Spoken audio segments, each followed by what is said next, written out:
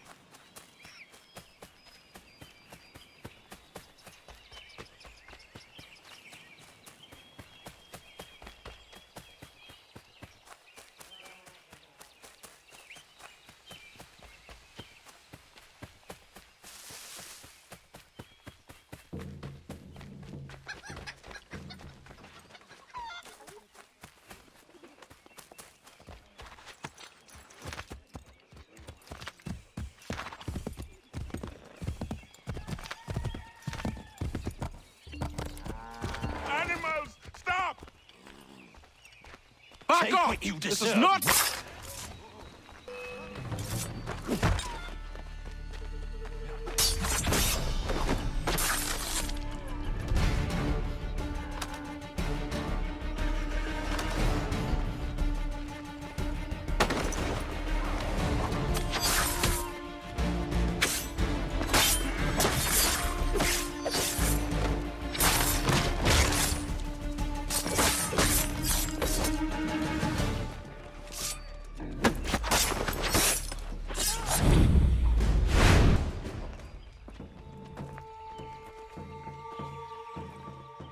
What happened?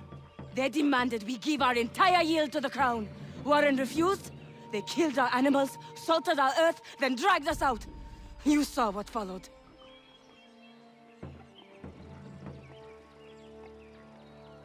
I'm afraid we have nothing to give you in thanks, stranger. We have nothing left. Perhaps there is something you could do instead. Anything. I live in a small community not far from here.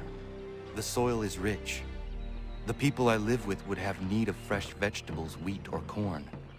If you were to rebuild your farm, you may prosper. What kindness is this? We'll certainly come see. Thank you.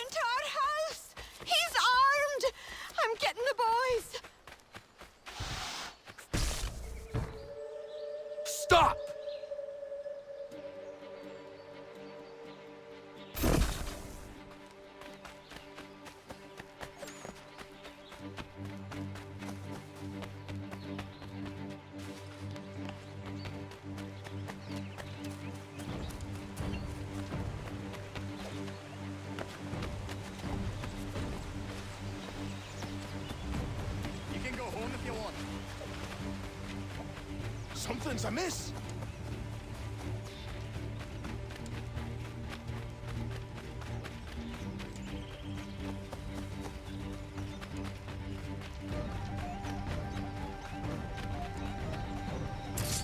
Please, miss!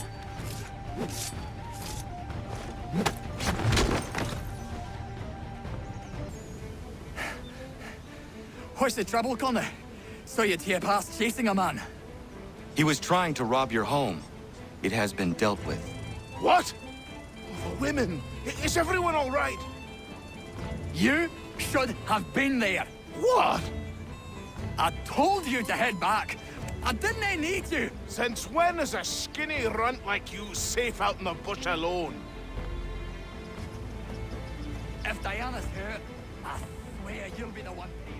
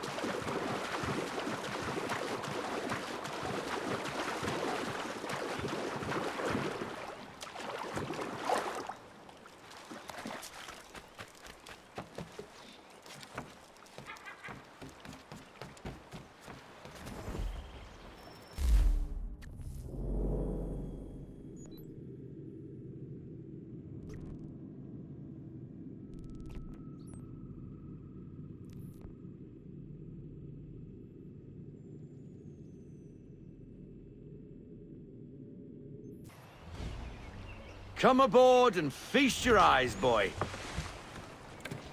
No, not the left foot. Never the left foot. Horrible look. Step with your right foot first.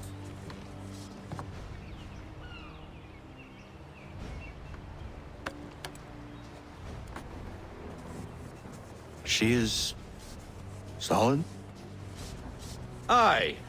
Weatherly and sleek. She'll fetch 12 knots in a stiff gale, ne'er a ship from here to Singapore can outrun her on her best day. What do you say we take her out? Show you what she can do firsthand. Where would we go? As it happens, she still needs guns and the officers to command them. We'll launch straight away. Don't worry, lad. I'll make sure you sprout good sea legs. Haul in the mainsail! Get up the rigging! Hand over fist! Come on, men! Let's get her out where she needs to be! Come on, lad. No time like the present.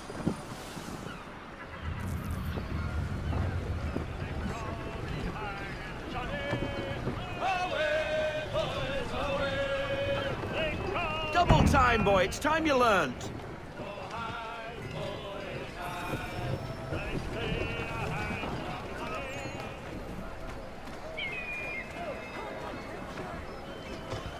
Come on, she won't bite.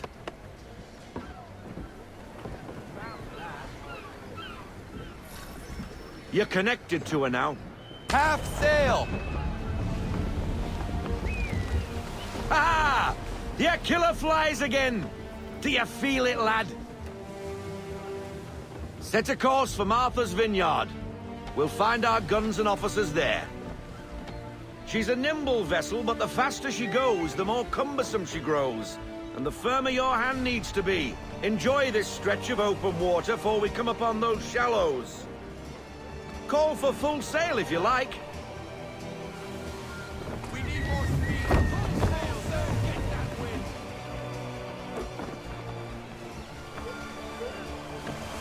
Wind looks to be shifting. Stay alert, Connor. Gusty winds can be difficult to manage. Ease her off. I want everything. Bend them all, full sail.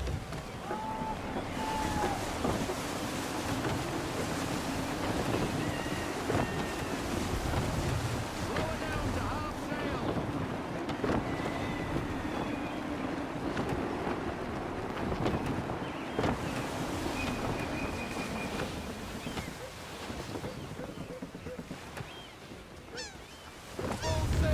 Loosen to full sail. Now, take us through these shallows. Careful not to run up on them. The sandbars will slow us down, but the rocks will put a hole through a hull. And if you want to make a quick tack, call for half sail. She's more maneuverable then.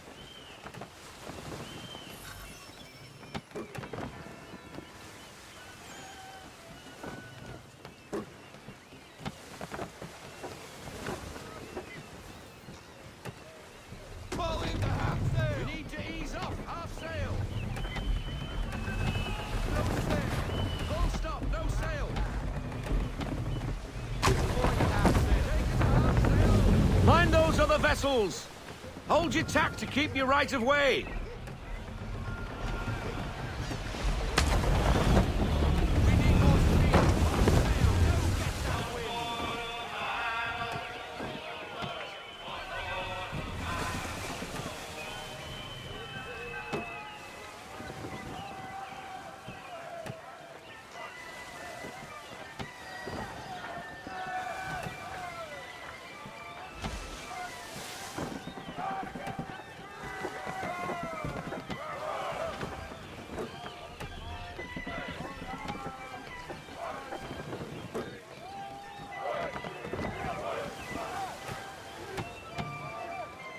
Rogue wind! Later in half sail.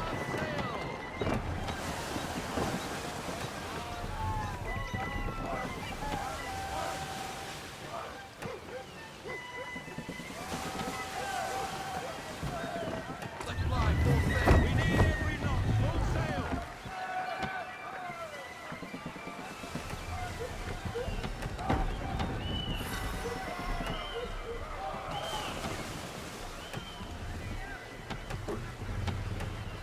Cottages.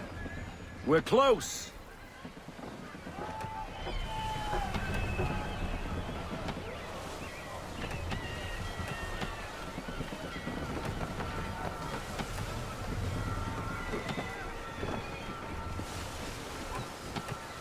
Ease her off.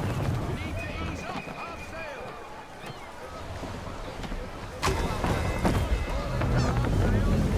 No sail.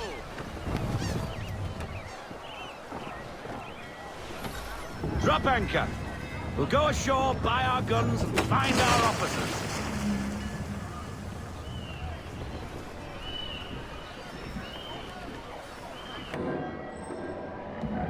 Oh, hello, Miss Mandy. You're looking every bit as ravishing as I remember. After all these years, you sail all the way to the vineyard to pay me compliments? We are looking for David and Richard Clutterbuck. Nice to see you, too. Robert Faulkner. Where the hell you been? Sorry for leaving like I did, lads, but where I was going, no one could know. You two working much? No, between contracts at the moment. Well, we're looking for gunnery officers. What would you two say to working with me again? We'd be for getting into a few more scraps. Good show. The Aquila is a fine vessel. We're fitting all the guns as we speak. Looks like your friend's about to catch a beating. Where is Charles Lee? I don't much care for your tone, boy. Hey, you don't want to be doing that, Biddle. Bobby Faulkner turned to wet nursing. It's good you finally realize you're a shite sailor. Whoa, whoa, whoa, not in here, gentlemen. Better still, not at all. Bobby, take your friends and get out! Let's go, boys. Our guns ought to be ready. Come on.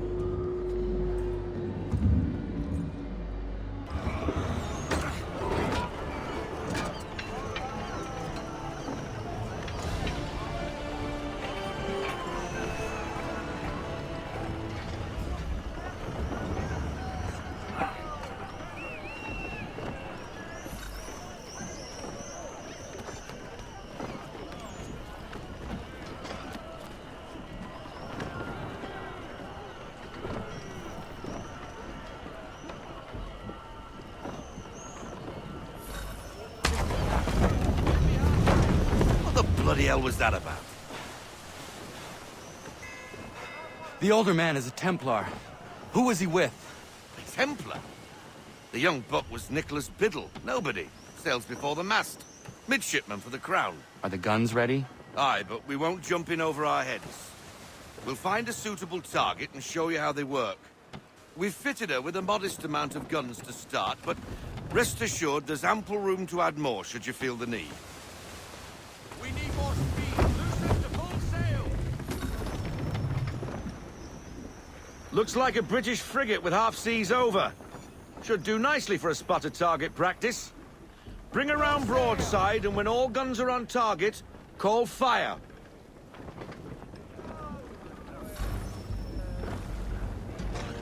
Round shot for a start.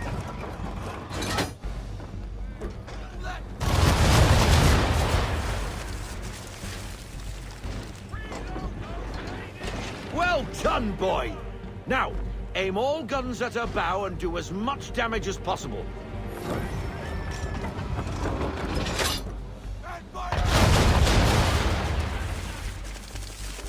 Some old powder in there. Good! Now give the swivel guns a turn. More precise. Hit those old powder barrels and light up the sky.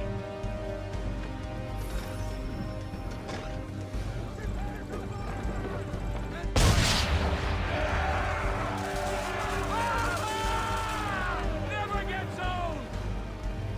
Not bad for a spot, Captain. You are a fast learner. Provided something interests me. Ah, getting a taste for the open sea, are we? We'll make a jack tar out of you yet. Now we should be getting back.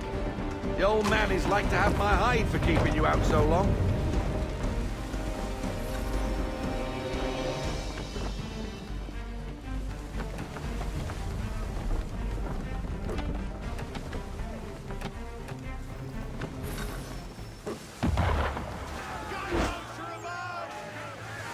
Why is he shooting at us?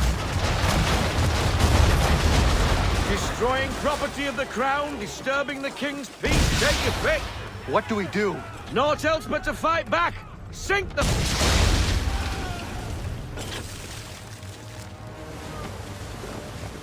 English frigate! I'll be betwattled, another one. Where in the bloody hell did she come from?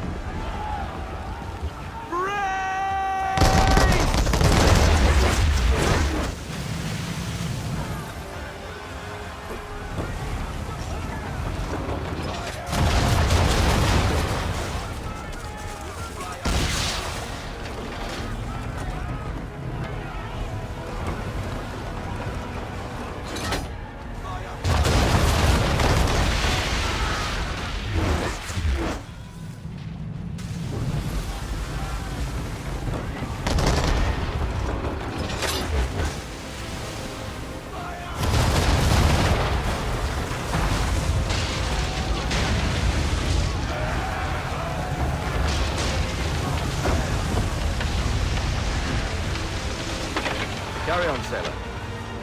Not bad for your first voyage, eh, boy? Now we best be getting back, or the old man will have my guts for garters.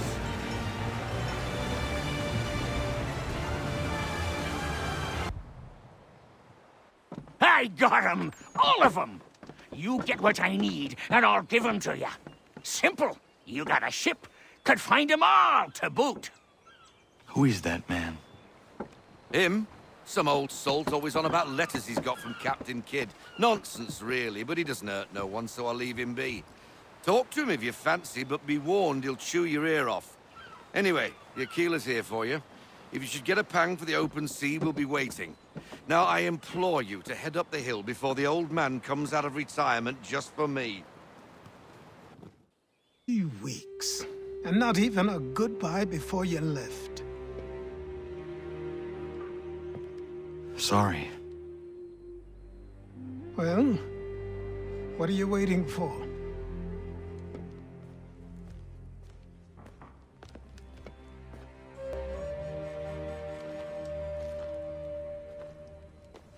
Put them on.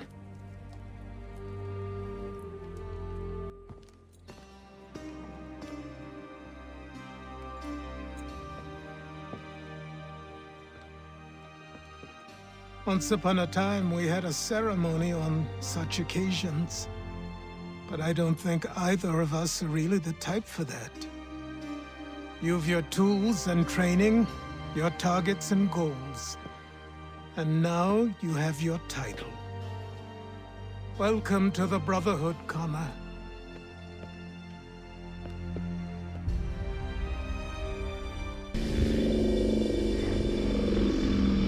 Welcome back, Desmond. You'll be happy to hear there's actually good news for once. Yeah? I've managed to locate a power source, and it's relatively close by. Up for a trip to Manhattan? Is it safe to leave? Abstergo's gotta be looking for us. Obviously it's not safe. Can't exactly sit around here hoping to get lucky, though, can we? We need that power source. Besides, I'm sure you can cook up some way to hide our movements. Maybe. The Templars have access to all kinds of satellites and camera systems. We'll need to find a way to mask our digital signature. I can probably camouflage the van, too. But there's not much I can do for us. That's an easy one. Local utility companies have assured the public that they're completely prepared for the upcoming solar maximum. Disruptions to service are expected to be minimal. If only they knew. What's this? A remote-operated camera. It'll provide us with a feed while you're on mission. This will let us talk to each other. We're almost there, so listen up. The artifact is in an office penthouse in Lower Manhattan. At this time of night, direct infiltration is going to get you noticed. I think we're better off having you drop in from above. What do you mean, above?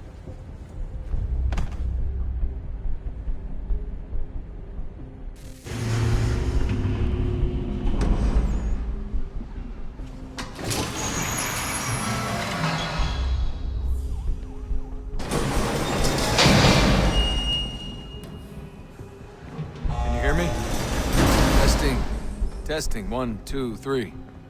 Yep, read you just fine. Now why don't you power up the camera?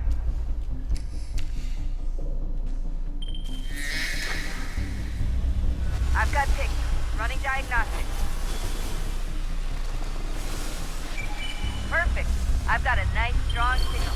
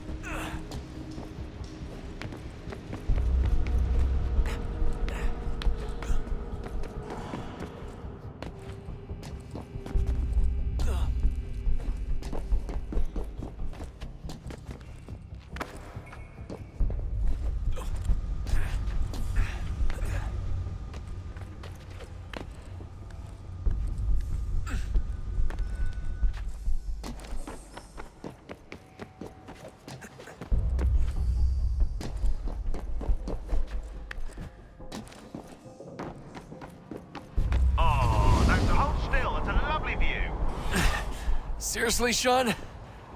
Fuck you.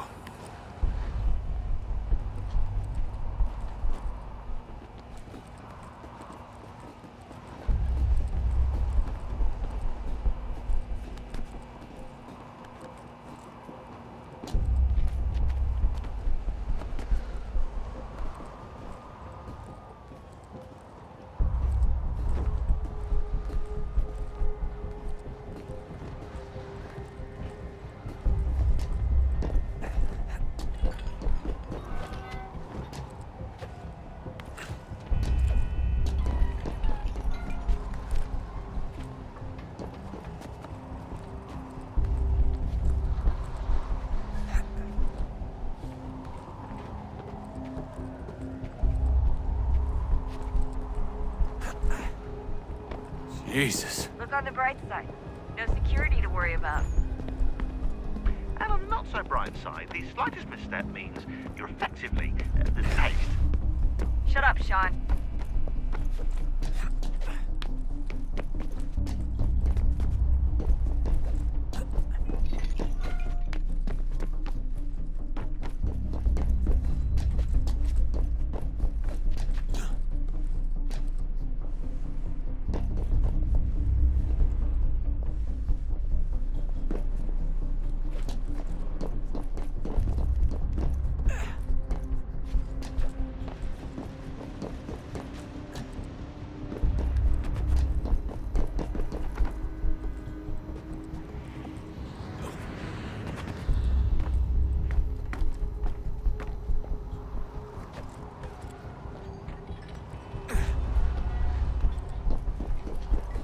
Almost there, Desmond. Once you reach the top of the lit-up crane, you should be high enough to make the jump. Should? It'll be fine, don't worry. Well, you might want to worry a little. I'm pretty sure she was high when she was running the numbers. Sean! A joke. It was a joke. Or was it?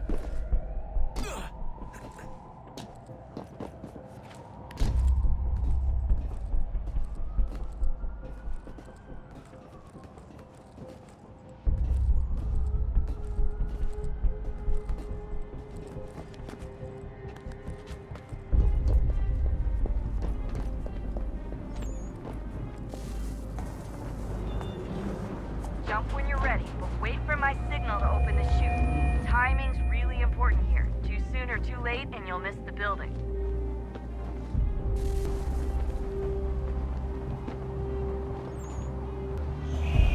Now! Open your chute, now!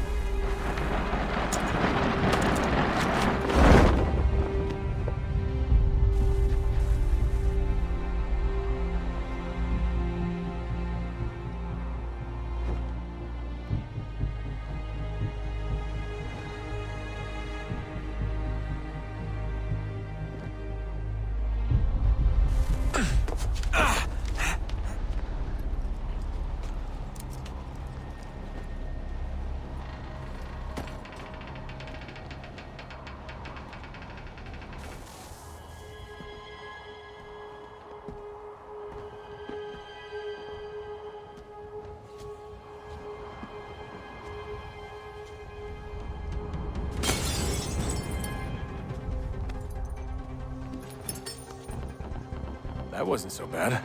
So, you must be Desmond. Not exactly what I expected, but I guess your kind doesn't have many options these days. Who are you? Ask your father. Now give me that. I don't think so. Look, I'm not supposed to kill you, but the boss man didn't say anything about fucking you up. So you've got to the count.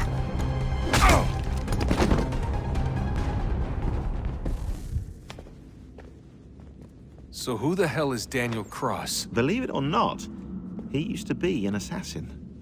The assassin, the way I've heard it told, but it turned out he was a sleeper agent for Abstergo, programmed to infiltrate and destroy the organization. How did he know you were there? We could be compromised. They must have caught me snooping inside their network and sent Cross to see what we were after. If they were aware of our current location, we'd know. Though, I will say this, it doesn't bode very well for future expeditions. I've set up some cameras topside. If anyone shows up, we'll see it. I'd suggest you go see about finding a socket for that power source. Or we can return to Connor if you prefer. All the artifacts in the world won't mean a thing without the key.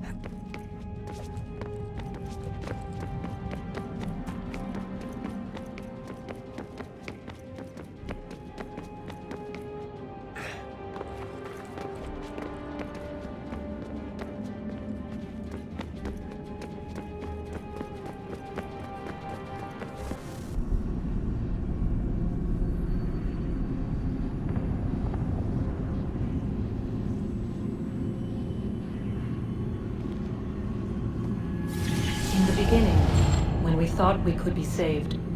We sought to face the sun's wrath and contain it.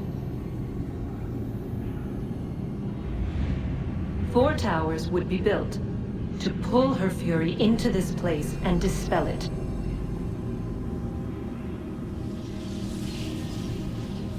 But even with all we knew, with all we had, it would take too long.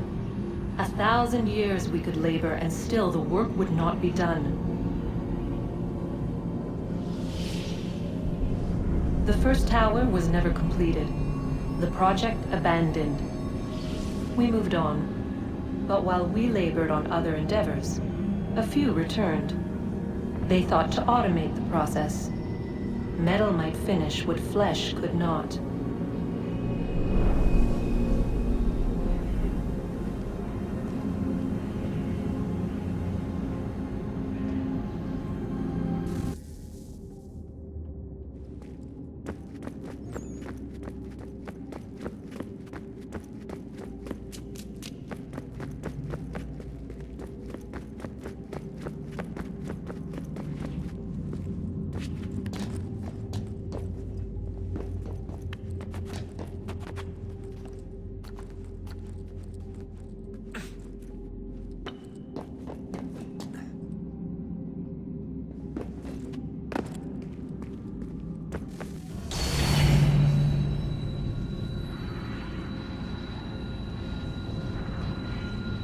If we could not meet the sun's cruel embrace, perhaps we might rebuke it.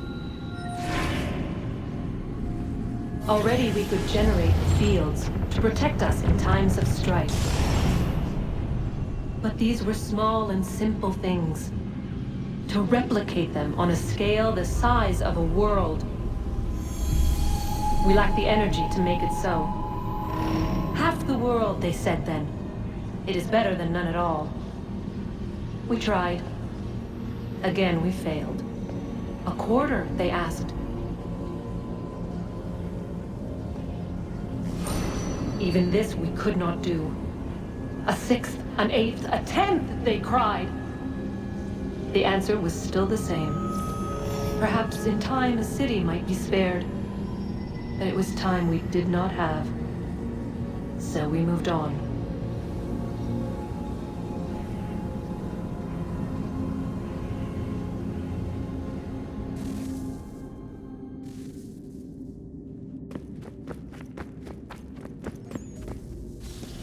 Wonder what's inside.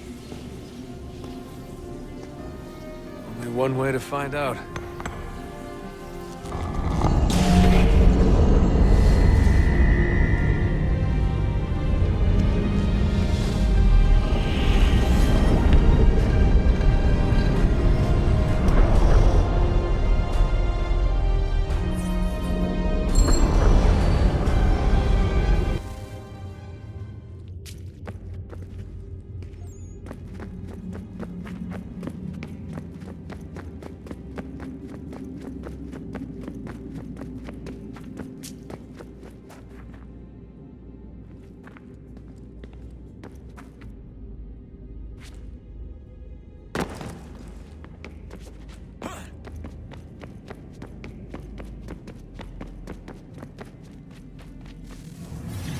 What is a fact?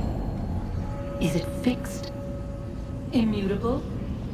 Certain in its existence and only awaiting discovery? Or might it be changed?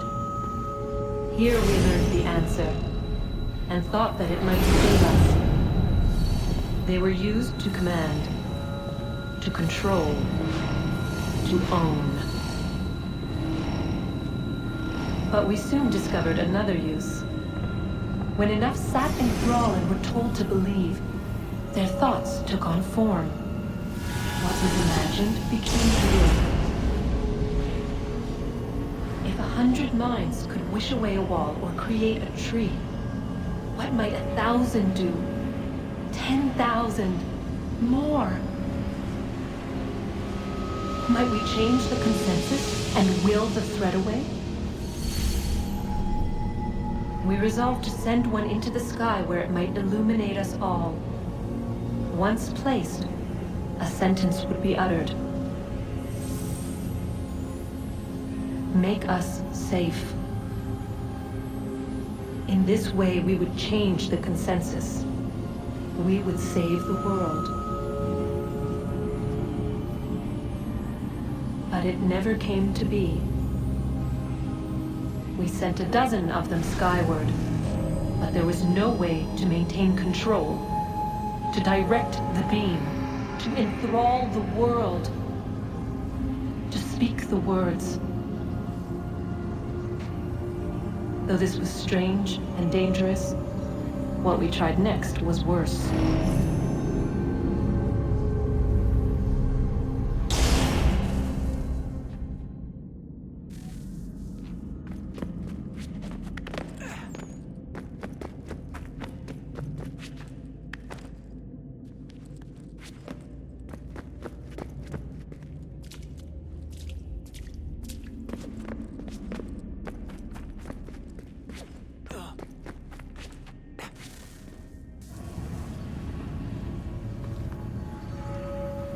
Our first instinct was to travel back, to change the past. But we could not find a way. But forward, we could look forward. And so here we sought to see beyond ourselves, and know what was to come. First we watched to learn if our work would succeed. But the answer was always the same. So we moved on to other things, but she remained. The one you call Minerva. In time, she too stopped looking, and instead began to speak. She called out across time, in the hopes that you might be saved. She hid messages where none might find them, save for you and those within this place. Fascinating. Tired of it. The cryptic warnings, the threats. Just tell us what you want! But they are. We saw the Nephilim there. We seemed like grasshoppers in our own eyes, and we looked the same to them. Imagine trying to explain all this to a 2-year-old, to a grasshopper. When they said the will of the gods was unknowable, they meant it. Literally. I killed her, you know. I killed Lucy. It was the apple, son. It was Juno. I saw what she was. What would happen if I let her live? I could have stopped myself. I mean, there was a force there. But I didn't have to. I chose to. Desmond. Lucy was going to betray us and take the apple back to Abstergo. I saw the satellite launched. I saw them turn it on, and then it failed. Whatever's on the other side of that door, it benefits Juno. We need to be careful.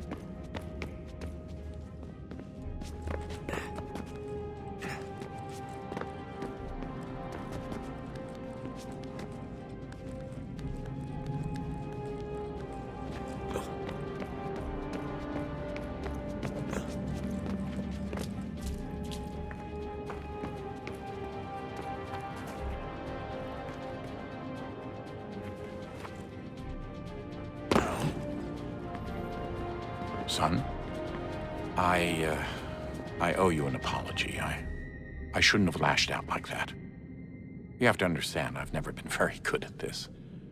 Never mind that we live rather extraordinary lives. Yeah, I kinda liked my ordinary one. You can't escape who you are, Desmond. So So I've noticed. Look, it's silly for us to go back and forth like this. I admit, I did a shitty job raising you. I apologize, I'm sorry. But it's important you understand it didn't come from a bad place. You're my son. I love you. I guess I was so busy trying to make sure nothing bad happened, I didn't consider the consequences. Truce? I can't believe it's taken me so long to ask, but... how's Mom? She's not... No. Your mother is fine. We decided it was safer if we split up for this job. Always assuming the worst. For good reason. Can I at least say hi to her? I'm sorry, it's too risky. Maybe when we're done. Right. When we're done.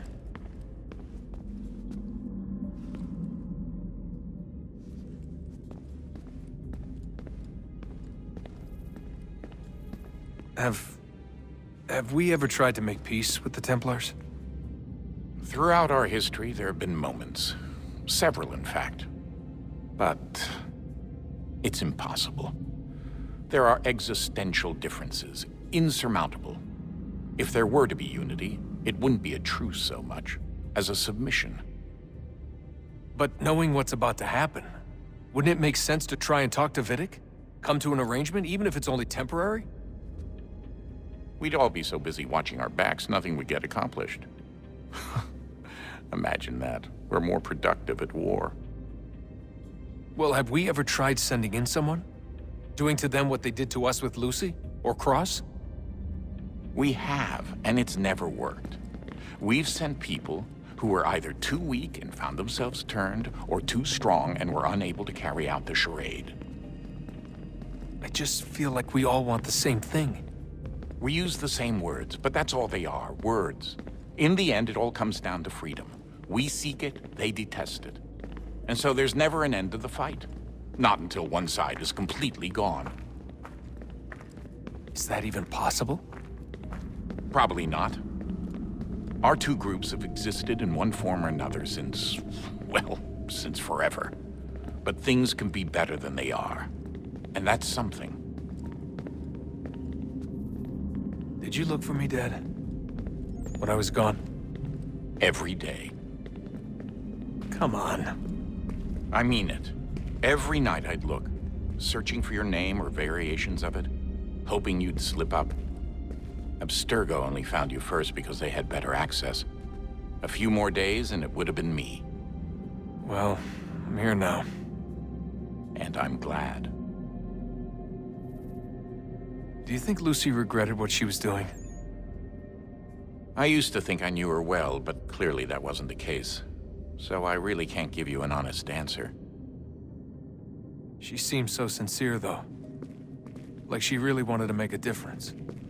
Yes, well, when I first met him, I thought the same thing about Cross. It just keeps happening over and over again. What does? Everything. Don't get weird on me, Desmond. No, it's fine. I'm fine. Don't worry. All right, then. You should think about getting back in the Animus. We've got to find that key.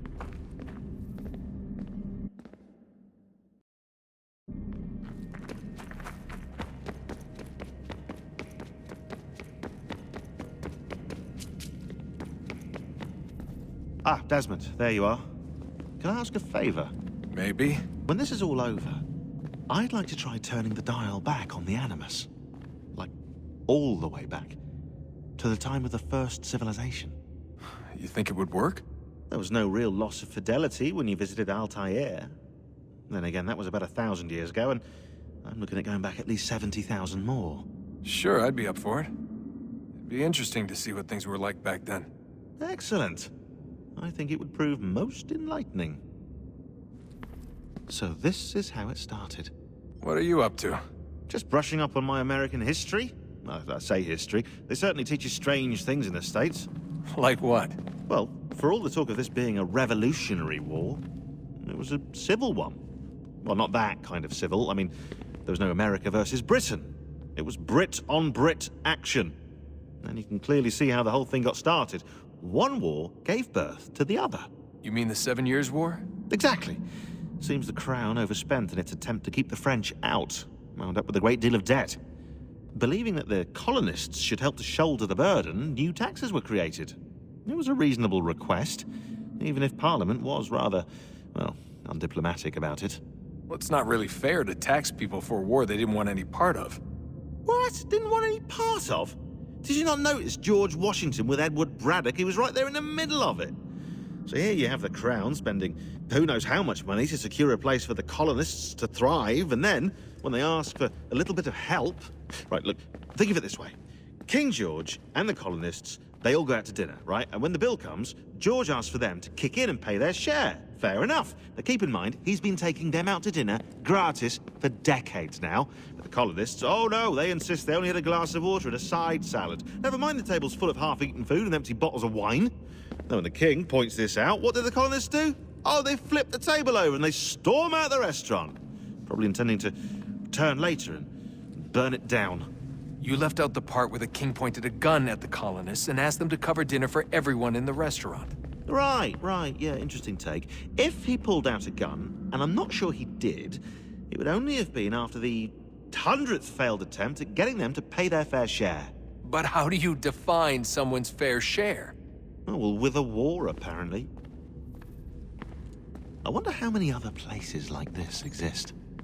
There are dozens of them, all over the world. And somehow no one's ever found one before us.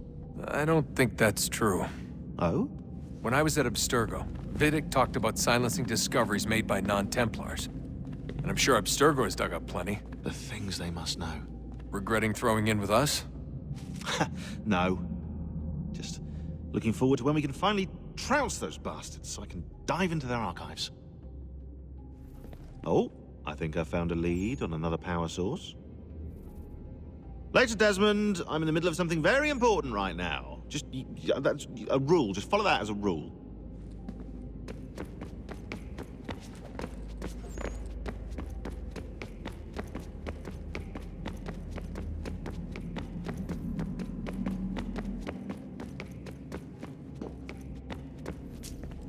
I know everyone thinks I'm being silly, but I can't shake the feeling we're being watched.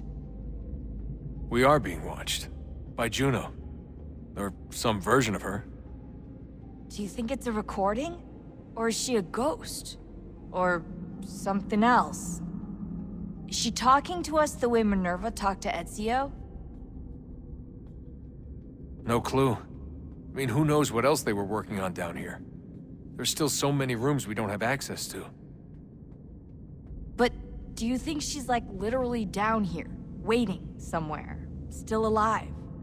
Still alive? That's mental. That means she'd be at least 75, 80,000 years old? Oh, powerful, yeah, but not that powerful. They came down here looking for a way to survive. Maybe they found one. Was it weird seeing Cross? What do you mean? It's different for you. You don't know about what happened, I guess. For a long time, he was important to us. He was a different person. Sean said he was a sleeper agent, like Lucy. It was different.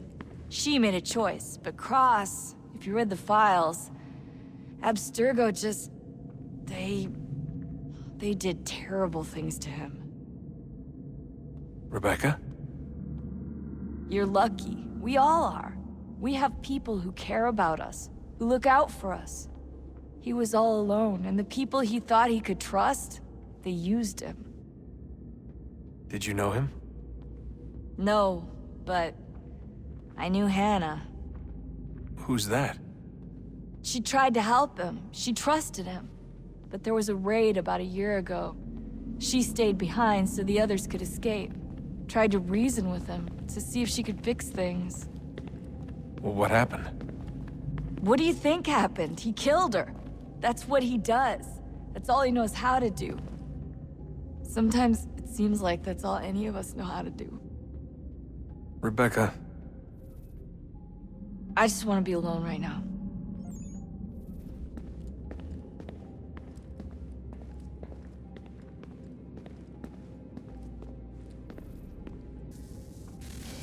Good luck, Desmond.